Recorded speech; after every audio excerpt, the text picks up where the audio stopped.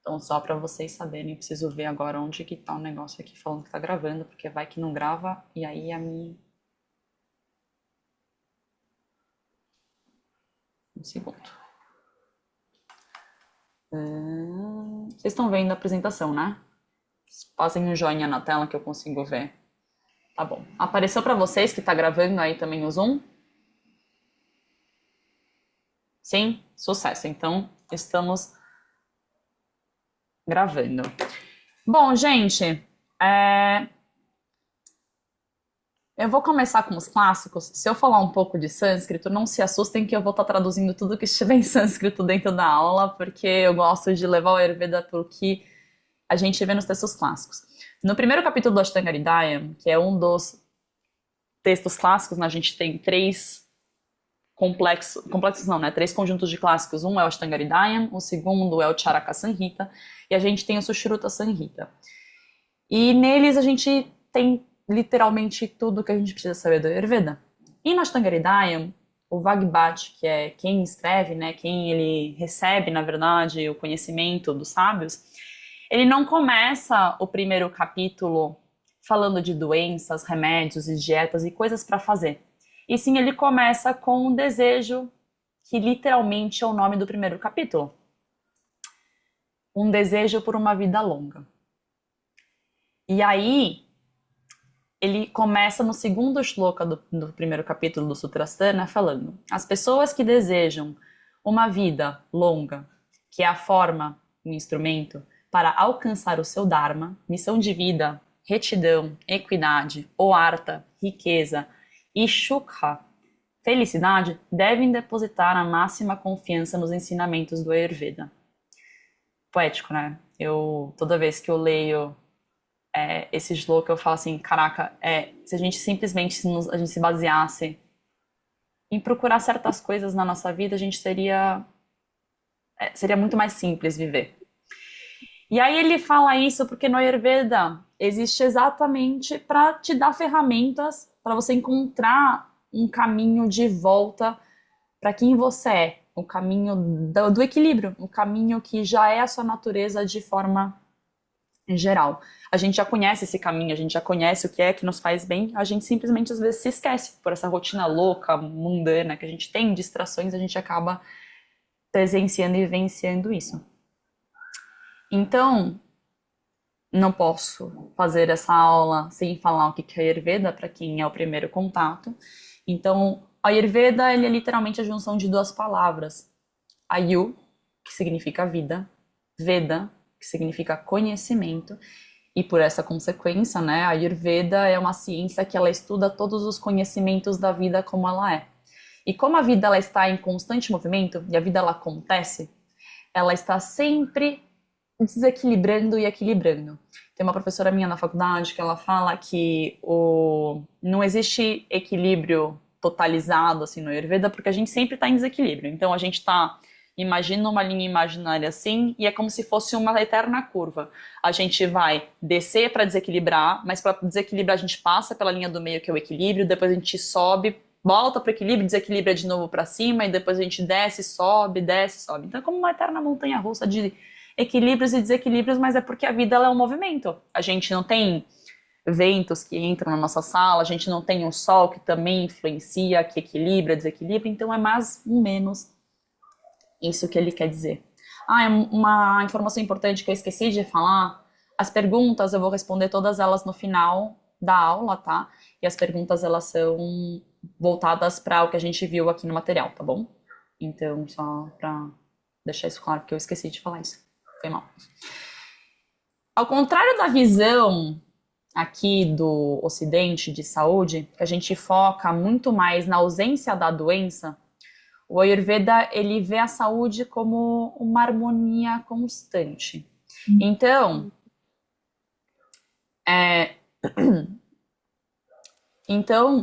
a saúde ela é o nosso estado natural do ser humano, que é o que eu falei lá no começo, né? Tipo, a gente já conhece o que é isso.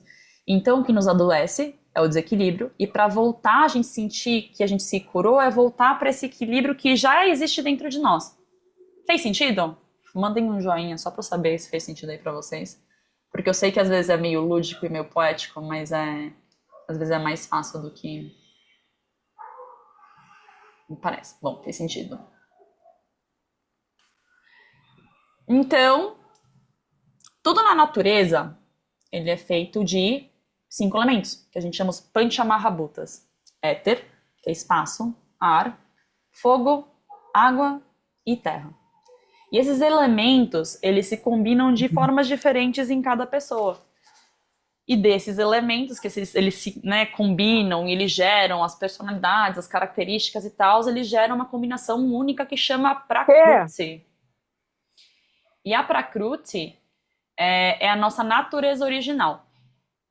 Então agora eu vou entrar no termo, que todo mundo fala, mas o que que esse tal de dosha que todo mundo fala? Porque todo mundo fala de dosha, qual que é o meu dosha? Vamos, calma, segura o raciocínio. O dosha é literalmente aquilo que pode sair do equilíbrio. Então é desequilíbrio, querendo ou não, é essa definição, né? Então, antes de que a gente entre como se fosse, a gente se identifica com o signo astrológico, não é isso, tá? Todo mundo tem todos os doshas dentro do nosso corpo. E todos eles funcionam para que nosso corpo ele funcione de forma geral. Então, todos eles têm uma função, né? Dentro dessas funções, e aí a gente vai ficar um pouco nesse slide, porque tem um pouco de informação, mas eu vou desenvolver um pouco mais sobre deles. A gente tem 3 doshas do corpo.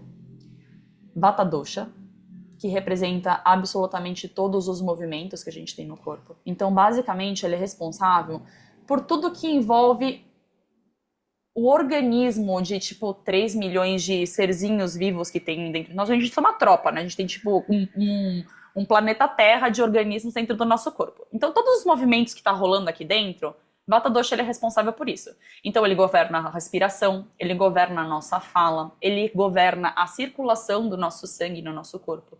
Ele governa todo o nosso sistema nervoso, os neurônios se movimentando, eles fazendo as sinapses. Ele governa a nossa criatividade. Então, quando o Vata Dosha ele está em equilíbrio, a gente sente mais leveza, a gente sente entusiasmo, a gente sente inspiração, a gente sente como se as coisas estivessem encaixando. E quando a gente está com Vata Dosha em excesso, aparecem os sintomas muito comuns da sociedade moderna, né? A ansiedade, aparece a insônia, aparece gases, aparece ressecamento de forma geral, intestinal, pele, cabelo, unhas, etc. Então, todos esses sintomas que a gente fala que todo mundo tem, na verdade, é simplesmente um excesso de movimento e excesso de vata dentro do corpo. Então, eu não sei se vocês já escutaram uma expressão de, porque eu tô vateada. É literalmente isso. Você tá com muito movimento dentro do corpo. O segundo dosha aqui é Pitta Dosha. Ele rege todas as transformações que acontecem dentro do nosso corpo. Elas também são conhecidas como todos os tipos de metabolismo dentro do corpo. Então ele é responsável por a nossa digestão, ele é responsável pelo nosso metabolismo, ele é responsável pelo nosso discernimento de inteligência, ele é responsável pela nossa visão. Então, aquela coisa tipo assim, se eu tô com muita clareza mental, vem de Pitta. Aquela pessoa que ela é muito rápida e ágil em solucionar essas coisas é quando o Pitta Dosha ele está em equilíbrio. Então, quando o Pitta está em equilíbrio, a gente tem muito foco, a gente tem clareza, a gente tem capacidade de liderar.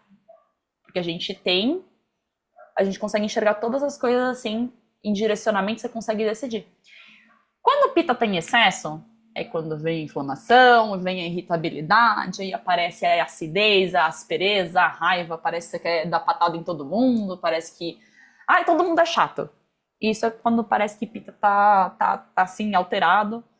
Isso acontece muito agora, nesse começo de ano, que a gente acabou de passar por um período de muito calor, com o sol muito trincando. A gente depois passou por um período de chuva, né? Que agora vem as águas de março, então a gente vai passar por esse período de chuva que ainda vai acidificar também Pitta Dosha. E aí a gente tem o último dosha do corpo, Kapha Dosha, que ele trabalha com a sustentação. Ele traz literalmente a estrutura do nosso corpo. Então, o Kapadosha, ele é responsável por trazer a nutrição, a força que o corpo tem. Ele acaba governando tudo que tem a ver com a nossa imunidade, a nossa lubrificação interna, o nosso afeto, a nossa capacidade de amar, a nossa memória de longo prazo. Então, quando a gente está com o Kapadosha equilibrado, a gente tem mais estabilidade. Parece que a gente vai dando os passos com mais confiança, a gente tem mais calmaria, a gente tem mais doçura na vida, parece que a gente vê tudo com um sorriso no rosto. Tem mais resistência de forma geral. E quando o kapha está em excesso, a gente tem peso, a gente tem lentidão, a gente tem muito apego e certos tipo congestionamentos de canais. Então, muito muco, muito catarro, parece que tudo é pesado, grudento e afins. Então, eu gosto também de dar o exemplo, que aí, se a gente for parar para pensar, que eu falei pra gente não pensar em personalidades e pegar como horóscopo, mas se vocês têm assim, uma visão assim de quem que é a pessoa muito vateada, eu sou um perfeito exemplo de uma pessoa vateada, tá? A pessoa que fala, lá, lá, lá, começa a falar um monte, a pessoa que abre 50 abas ao mesmo tempo, aquela pessoa que não sabe o que ela vai fazer. Mas ela é extremamente criativa, então ela consegue pensar fora da casinha. A pessoa que é mais pita, ou mais regida por pita dentro do corpo, por conta da sua prakriti pita, ela vai lá e ela fala, bom, eu tenho que vender essa caixinha, eu preciso carregar o meu celular e eu preciso vender esse fone. Ela vai pegar uma coisa, ela vai finalizar essa primeira coisa, ela vai pegar a segunda coisa, vai finalizar a segunda coisa, e ela vai pegar a terceira coisa e vai finalizar a segunda coisa, de forma organizada. Já a pessoa kapha, que eu gosto de falar que é o meu querido namorado, é assim, tá tudo muito calmo. Vamos com calmaria, tá tudo bem no meu tempo. Uma pessoa muito, tipo, um Buda. Vontade de abraçar, ficar assim, ai, tá tudo certo, vai ficar tudo certo. Essa pessoa. Então, para dar um contexto assim, geral de quem que são essas pessoas em características físicas, seriam essas. Então, na teoria, já sabendo todo do contexto assim de dosha, né, no corpo e nas pessoas, né, e na nossa fisiologia, se a gente não fizesse absolutamente nada de errado, vamos dizer que tudo fluiria de uma forma harmônica, né? Porque eu gosto de falar que a gente, né, o nosso corpo perfeito, ele foi feito de uma forma e de uma sincronicidade que funciona dentro de uma certa perfeição, né? Tipo, você parar pra pensar, todos os sistemas, eles funcionam de uma forma que você fala assim, caraca, como isso daqui tá funcionando dessa forma? Então, tudo já é harmônico de certa forma. Mas realisticamente falando, com a vida acontecendo, com a loucura que a gente tem, para quem mora em São Paulo, para essa loucura que tem nessa cidade, fica um pouquinho impossível assim a gente não entrar no desequilíbrio constantemente e aumentar doshas. O que é o sentido de aumentar dosha? É você entrar naquele desequilíbrio que eu estava falando no slide anterior, que você, em vez de você ficar com ele que você já tem dentro do corpo, você vai pro excesso. Então, Bhagavad diz isso lá no Ashtanga Hridaya.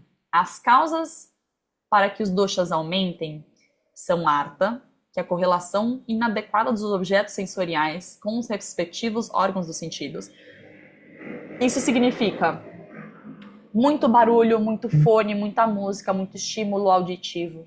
Significa muita comilança com coisas muito palatáveis. Significa muita atividade física, muitas coisas que eu vou fazer com o meu corpo. Significa eu tô na minha tela muitas horas, tenho um tempo de tela muito bizarro.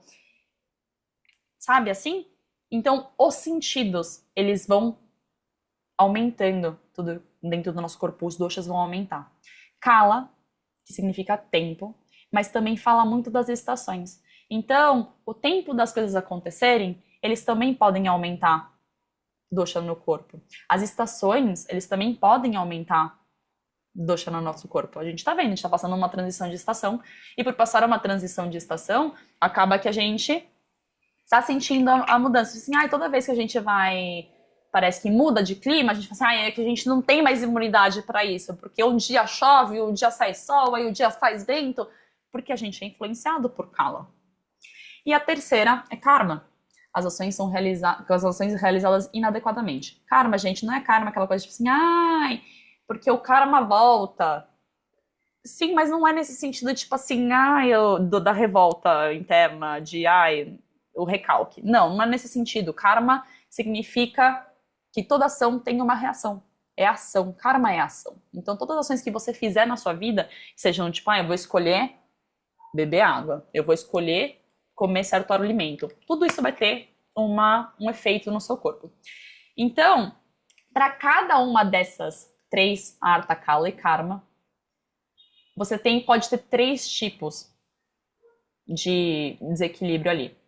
Quando é inadequado, insuficiente ou fraco, quando é demasiado, excessivo ou grande, quando é impróprio, irregular, incorreto ou oposto. E é isso que gera o caos.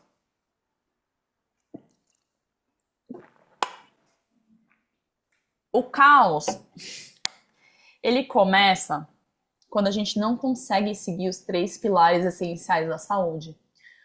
No Charaka Samhita, ele foi muito direto nisso. Lá no Sutrasthana capítulo 11, no Shloka 35, ele fala que quando esses três pilares estão em equilíbrio, Artha, alimentação, Nidra, sono, e Brahmacharya, que são os controles dos sentidos, a gente garante uma saúde inadequada. Então, se você parar para pensar, o Charaka, tanto como no Ashtanga Hridaya e o Vagbhati, eles falaram basicamente uma coisa muito similar.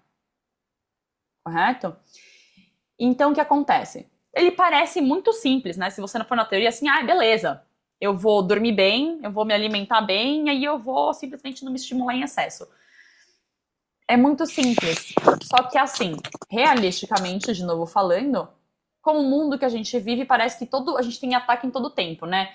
Todo dia você entra no Instagram e te falam, ah, é que você não pode comer pão. Aí o outro ele fala assim, não, porque você não pode comer açúcar. Aí assim, ah, é porque o Gui não sei o que lá.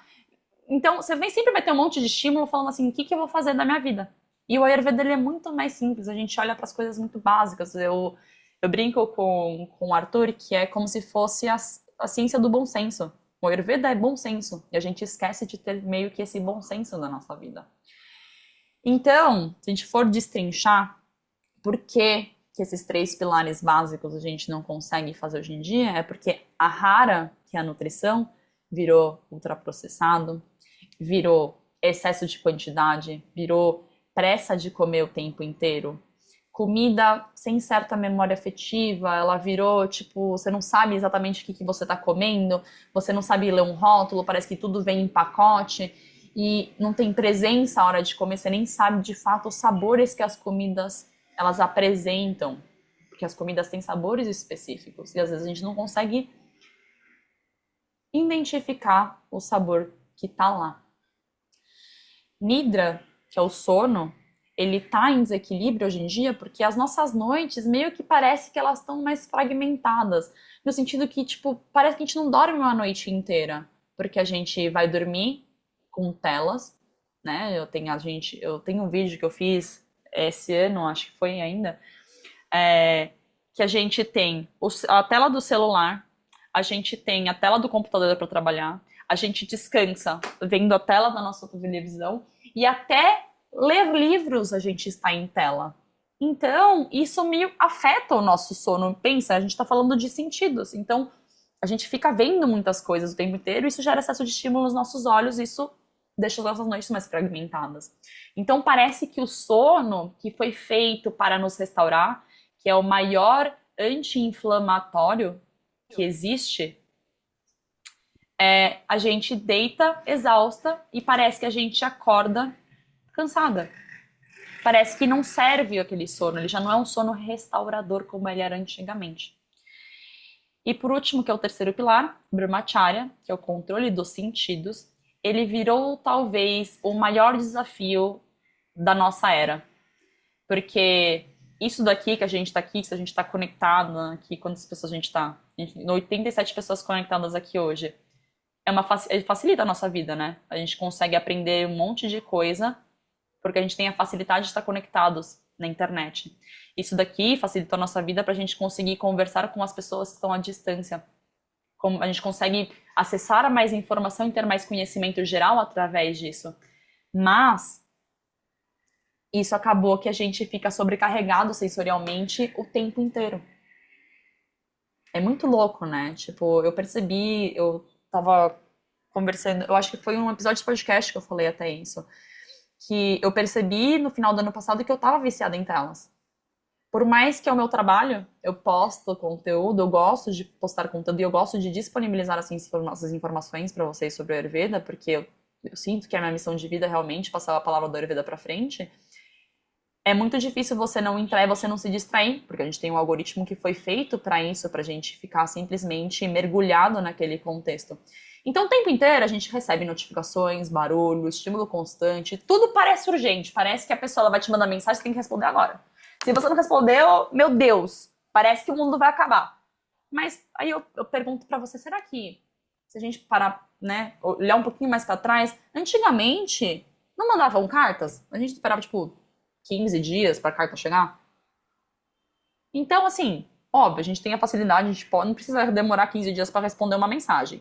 Eu não sou muito boa respondendo a mensagem de amizades, as minhas amigas já sabem que se precisar ser alguma coisa importante, ela me liga.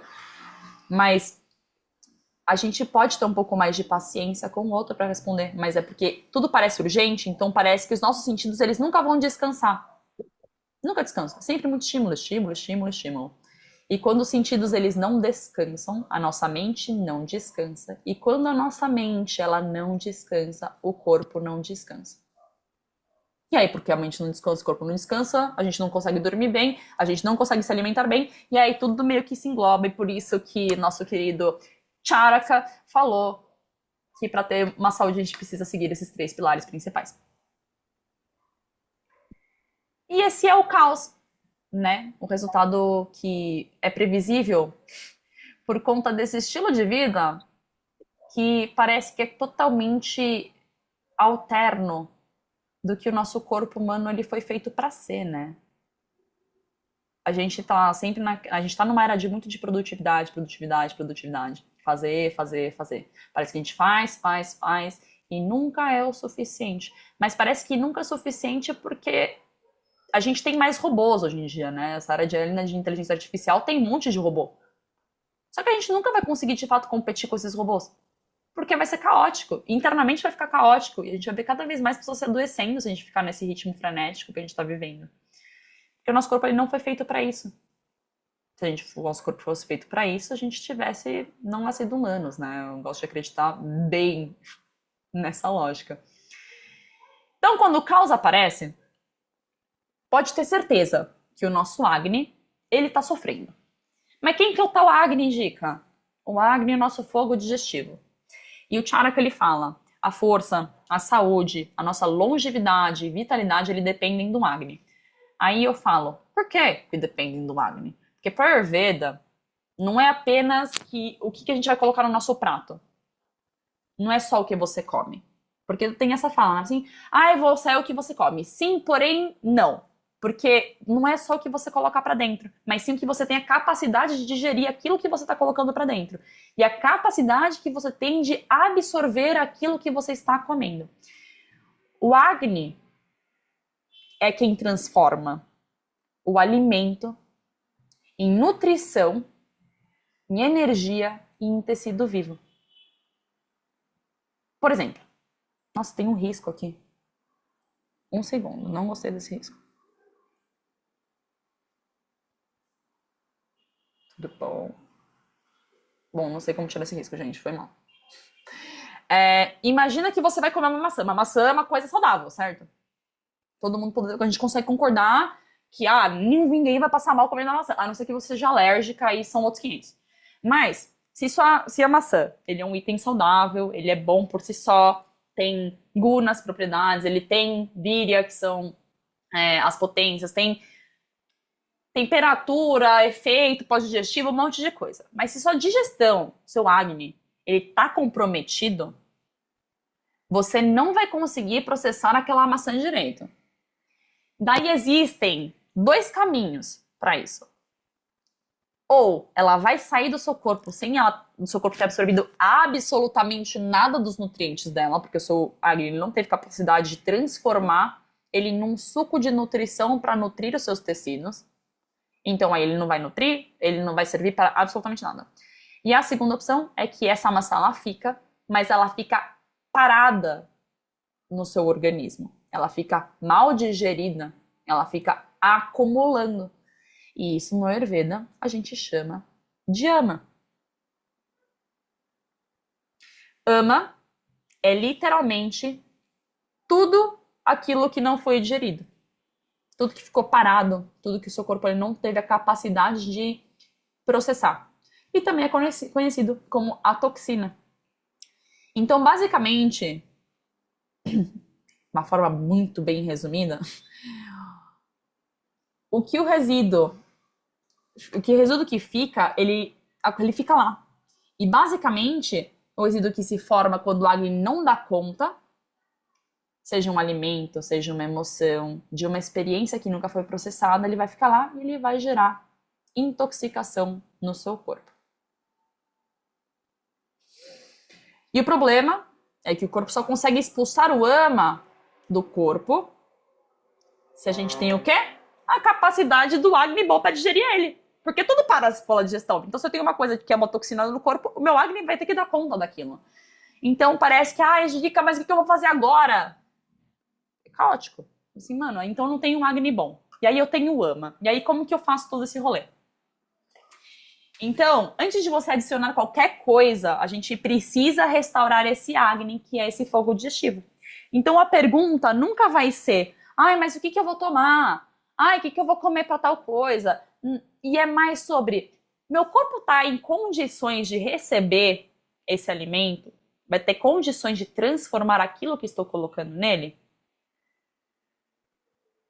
Então, aqui vão alguns sinais para vocês saberem quando você está com o ama acumulado, tá?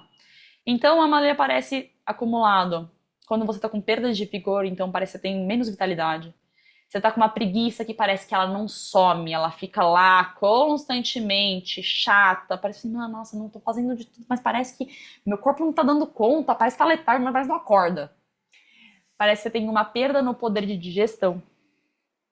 Você sente uma certa sensação de peso no corpo. Parece que é mais difícil de você fazer as coisas, você andar.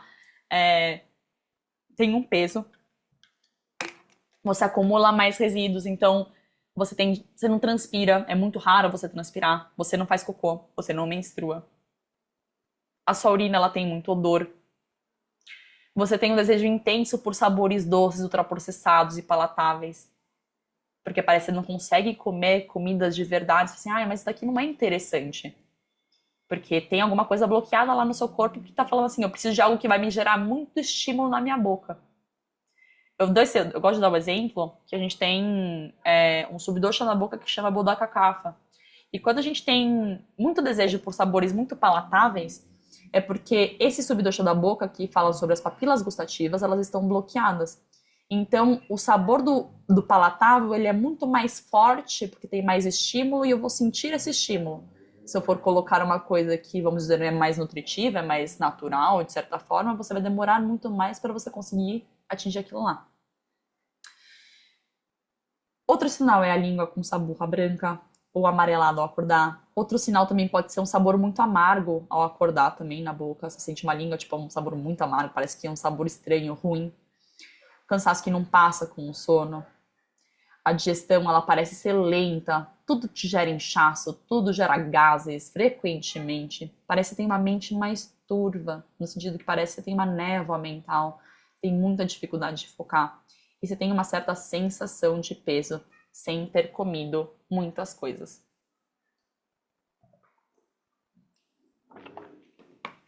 Se você, minha querida diva pop, você se reconheceu em algum desses sinais, bem-vinda! Hello! Você não tá doente. Você tá com um Agni baixo, tá? E por mais que é comum, infelizmente é comum, não é normal. A gente adora normalizar, não, gases é normal. Não vou no banheiro, é normal. Todas as coisas é normal. Não é normal. Mas tá tudo certo. a gente vai parar de normalizar esse rolê. Então, Gica, mas cadê as ferramentas? Fala logo, calma. Calma, porque o Ayurveda também mostra calma. Ele fala assim, vamos com paciência, sem perfeição, vamos com consistência. Porque o caminho de volta para o equilíbrio, ele começa com gestos simples, porém, feitos com regularidade. Isso é uma coisa que eu falo bastante em atendimento, que eu falo assim, gente, não é pra vocês fazerem tudo. Vocês começarem com aquela coisa pequena que pode fazer sentido para você naquele momento.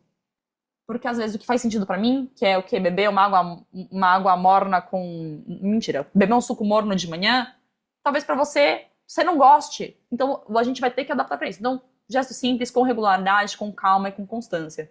Consistência. Então, a gente vai falar sobre 3 coisas. Um é acender o Agni. O 2 é proteger os 3 pilares, né? Então a gente falou de Ahara, Nidra e Brahmacharya. E observar o seu corpo. Primeiro deles, como que eu vou reacender o meu Agni? Então peguem papel e caneta. Eu sei que algumas já estão com papel e caneta, mas quem não pegou papel e caneta, esse é o momento que você vai pegar papel e caneta.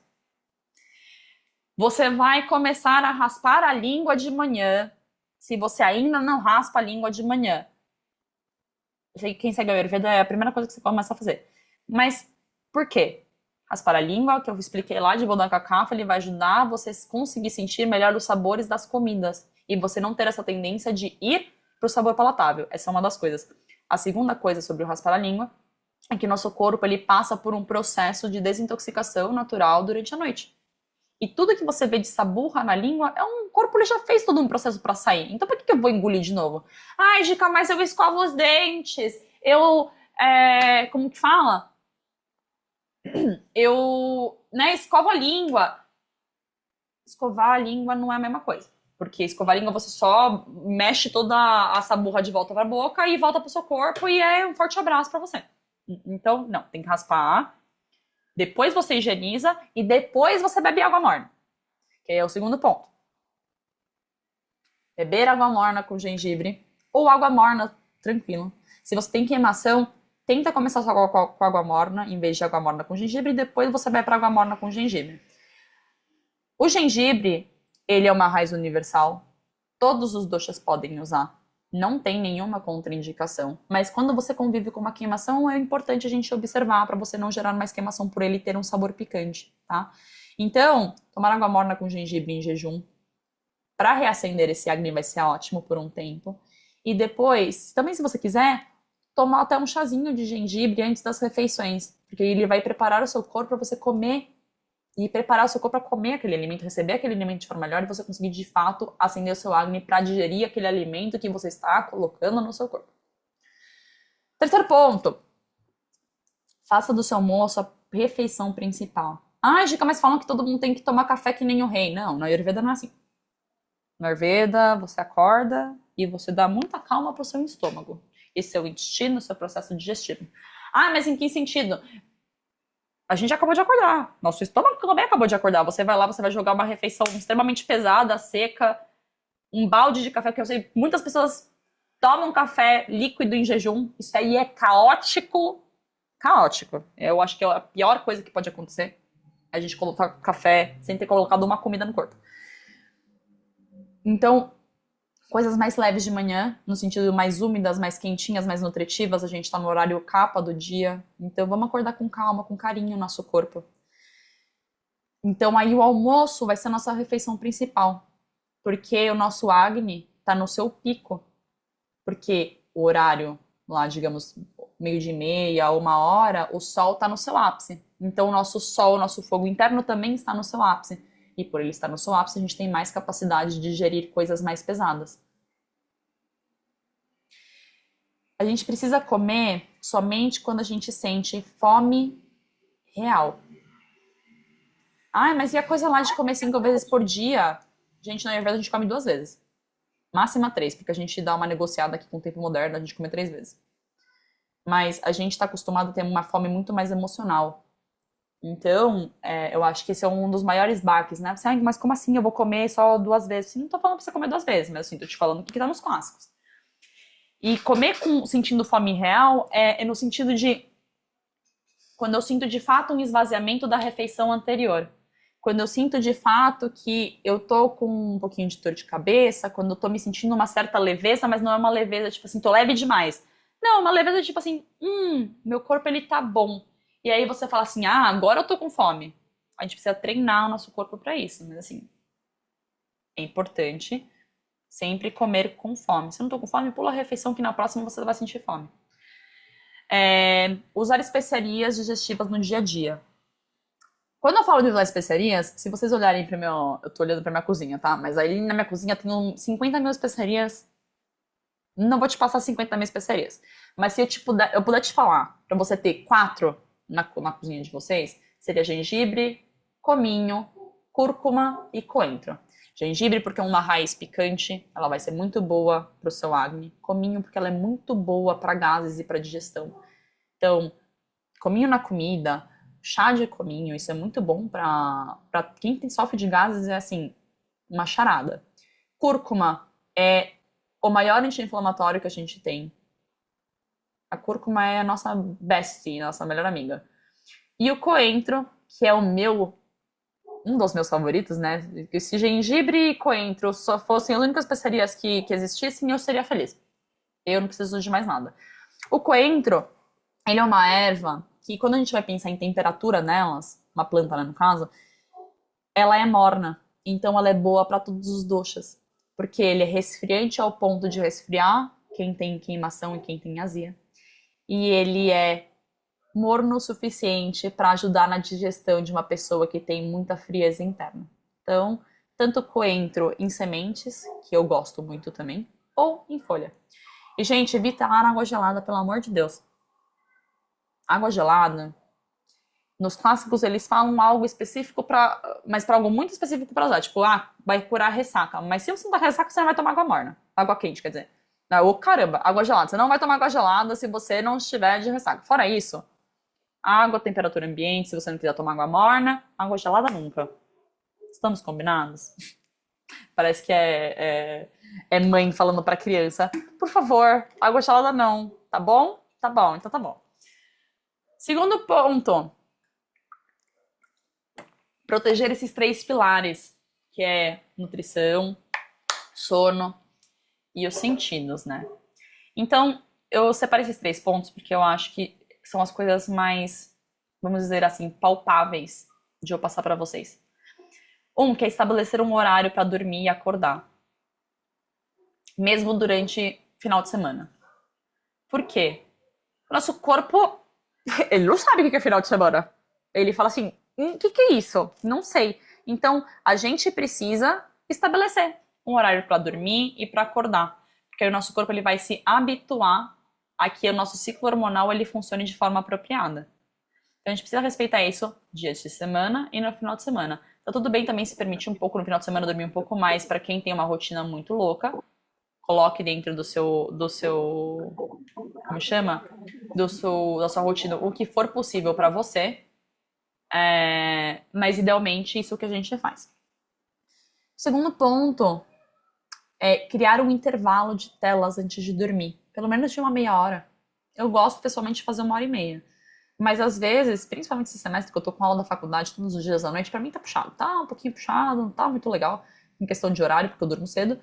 Mas idealmente a gente faz um intervalo, porque a gente dá um tempo pro nosso sentido do olhar ele descansar e a gente de fato conseguir dormir um sono profundo.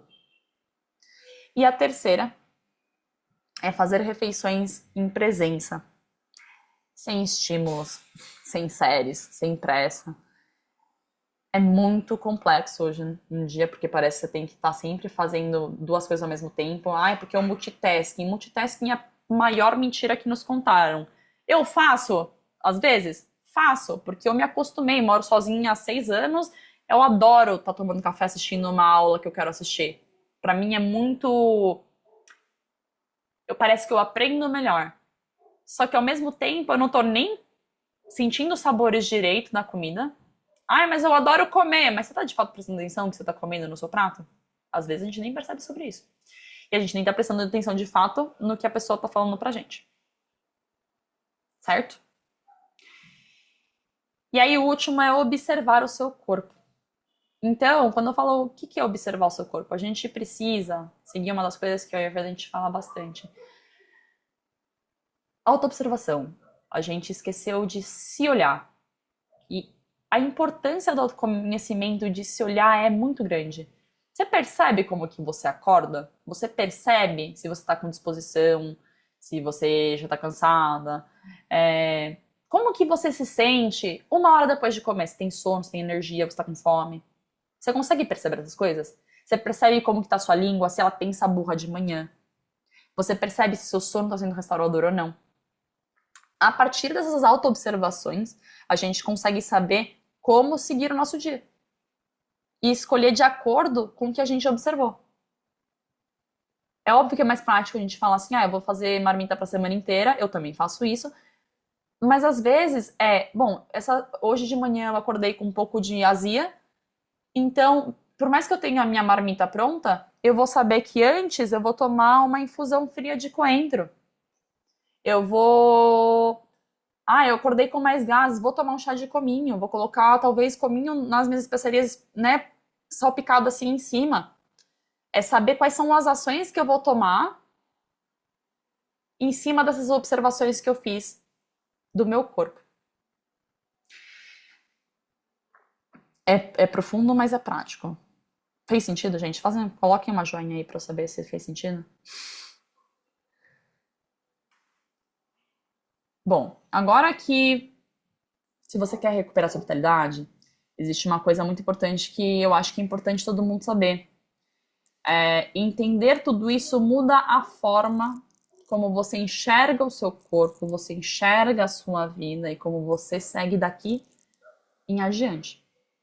Porque não adianta nada, né? Tipo, eu faço essas coisas e você não observarem a vida de vocês. Eu acho que se vocês pudessem levar uma coisa dessa aula, eu vou me observar mais para saber o que meu corpo tá me contando, porque o nosso corpo ele é muito inteligente.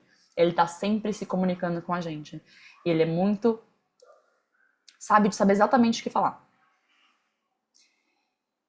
E algumas de vocês, eu tenho certeza que vocês estão muito tempo acumulando esses desequilíbrios. E quando isso acontece, o corpo ele precisa de um período de reorganização. Porque não é do dia para noite, né? A gente não acumulou um monte de toxina, de ama, de desequilíbrio de ontem para hoje. Sim, tem casos que isso acontece. Mas a maioria da gente, não. E para restabelecer esse Agni, a gente precisa permitir com que quer dizer, se a gente estabelecer o Agni, a gente precisa.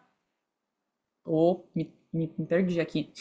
Para a gente estabelecer esse Agni, a gente precisa restabelecer esse Agni para que a gente permita o Ama de ser eliminado, tá? Então, Agni forte elimina Ama. E às vezes, para ter o Agni forte, a gente precisa trabalhar nesse Agni muito forte para conseguir que esse Ama de fato seja eliminado.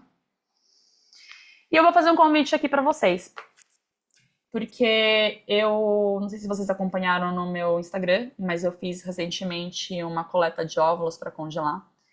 E foi um processo de muita intoxicação, né? Então, um ciclo muito hormonal, você toma outro ciclo hormonal para maturação dos óvulos. Eu passei por um processo de anestesia, que por mais que foram 15 minutos de anestesia geral, é uma anestesia geral, então eu entrei no sono profundo e isso traz muita ama para o corpo. E por trazer muita ama para o corpo, foi do nada.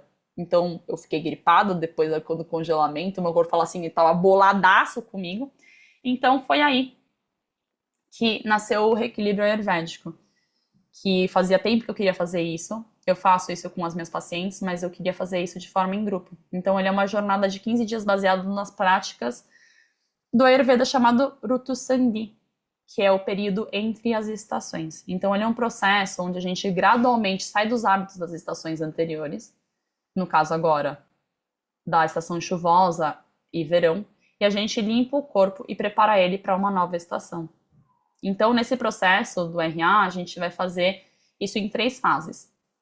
A primeira que vai ser o desmame, que são 3 dias de preparação, que a gente vai reduzir os estímulos que estão apagando nosso Agni. Então, excesso de café, excesso de farinhas, excesso de açúcares, excesso de coisas que você está, vamos dizer assim, certamente viciada. Porque nos clássicos eles falam que a gente precisa tirar os hábitos insalubres de forma gradual para a gente não adoecer por falta de habituação.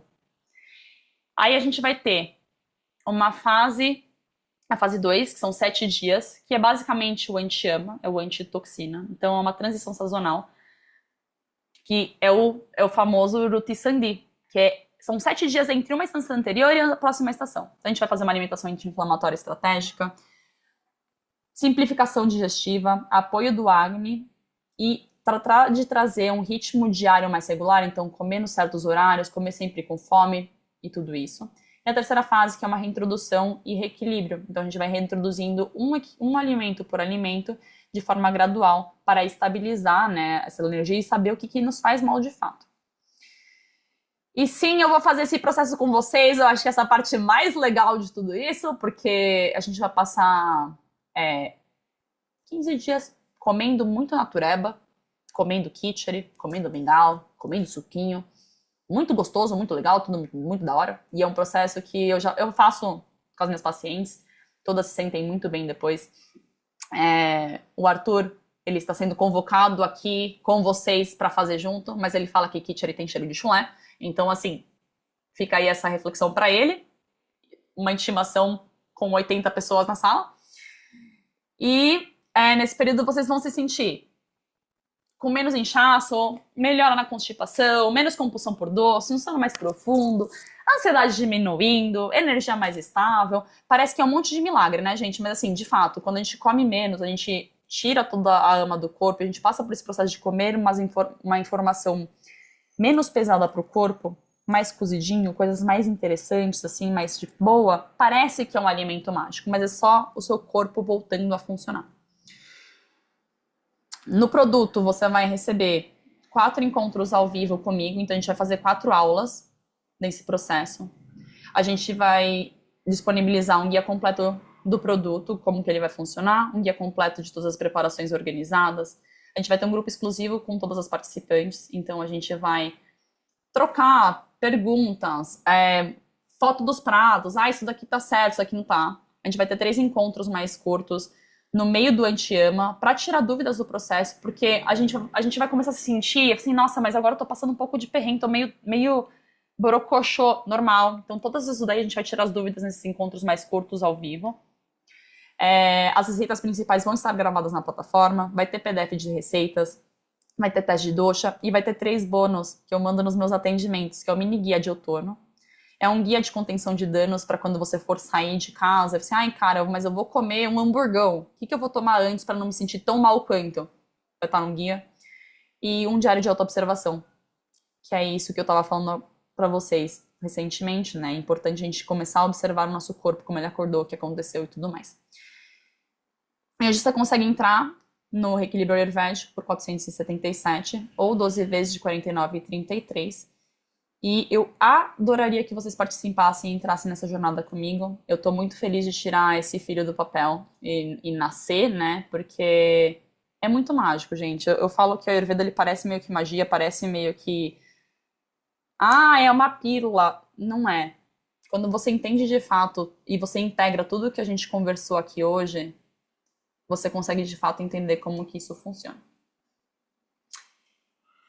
E as primeiras 20 inscrições, vocês vão ter um benefício extra. Vocês vão ter 15% de desconto no meu acompanhamento de 4 meses, 10% de desconto no atendimento individual, e vocês vão ter 60 dias para agendar esses atendimentos. Então, a partir do anti-ama que a gente fizer, que vai ser esse reequilíbrio ayurvédico, vocês podem agendar o atendimento comigo com esses descontos. E as inscrições elas vão ficar abertas até dia 10 de março, porque a gente vai começar no dia 12, então 10 de março, terça-feira. Então, as inscrições elas se fecham na terça-feira, a gente começa tudo esse rolê na quinta que vem, e a gente tem vagas limitadas, porque eu quero conseguir, de fato, dar atenção para vocês individualmente no grupo. Porque se tiver muita gente, uma galeraça, por mais que eu quisesse dar conta, eu sou uma pessoa. Na verdade, somos 2, né? Eu e o Arthur fazendo esse rolê juntos. Mas eu quero dar conta de falar com vocês, conversar e trocar com vocês. Então, as vagas são limitadas. E é isso, gente. Eu quero muito, muito, muito que vocês participem. Espero que vocês participem. E tô muito feliz. Agora eu vou abrir para perguntas da aula, tá? Eu vou só ver o que o Arthur mandou aqui das perguntas, porque eu sei que algumas perguntas vão ter algumas perguntas como que fala? Repetidas, mas eu vou aqui ver. Vou parar de compartilhar para ver a carinha de vocês. Se não tiver perguntas no chat, eu vou abrir, vocês levantam a mão, a gente troca uma ideia. Só deixa eu parar aqui o recording. Stop. Caramba.